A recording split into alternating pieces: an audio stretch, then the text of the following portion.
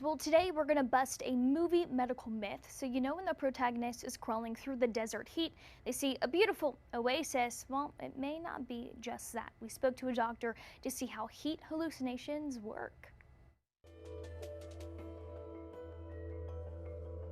We're no stranger to it here in the borderland, and obviously it can cause things like heat strokes, headaches, all that kind of stuff. What about hallucinations? What is it with heat and hallucinations? Sure. So hallucinations would be a symptom of having a heat-related illness. And you're really talking about two different types of illnesses that you can suffer from out in the heat. One is heat exhaustion, where the body starts to raise its temperature above 98 degrees, and the body starts to react to that. So we sweat, we start breathing harder, our heart rate goes up. After the body reaches a certain temperature, usually that's around 104 degrees, we move from what's called heat exhaustion. So your body starts to make these adaptations, you start feeling fatigued, and then it moves into heat stroke, where your brain chemistry starts to change. The brain cells start to break down a little bit because of those proteins and enzymes in the brain start to denature and change. So your brain function changes.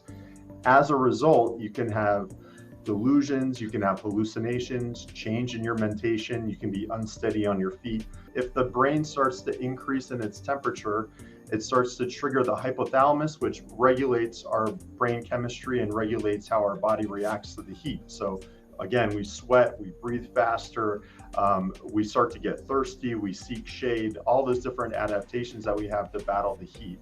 If the heat continues to rise, our brain chemistry changes. It cannot create that homeostasis. The body temperature continues to go up.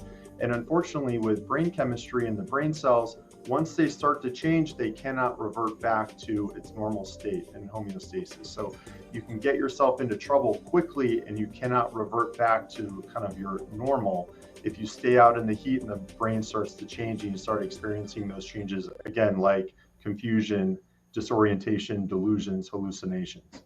Yeah, and I'm going to give you a little bit of scenario here, and then you're going to tell us what we should do probably instead. So this happened to me, gosh, maybe a week and a half ago, and I got the scars to prove it. They're healing up pretty nicely. But I was outside at a taco place downtown waiting for some tacos. You order outside.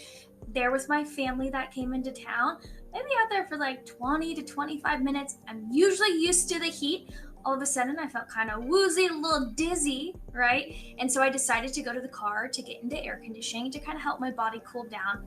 I was very, very determined, and I probably should have sat down right away where I was, but I decided to try to walk to the car as fast as I could. Lo and behold, ended up passing out, hitting my head, and then obviously scratching up and banging my hand and a knee. Yeah. Talk a little bit to people about why maybe that isn't the best option and what they should do if they start to tend to feel those heat symptoms start to come. So the most important thing to do when you start experiencing heat exhaustion, which it sounds like you were experiencing, is to seek shade, cool your body down, get some cold liquids, and really cool your body as much as you can. So cold layers on your neck, in your axilla, in your armpits. Get cool as fast as possible. That is the most important thing you can do. Also, at the same time, you might want to tell a friend, a family member that you're experiencing some of those symptoms of heat exhaustion and bordering on heat stroke, and to get medical attention. Again, the most important thing for that medical provider, the physician, the EMT, the paramedic, is to cool your body down.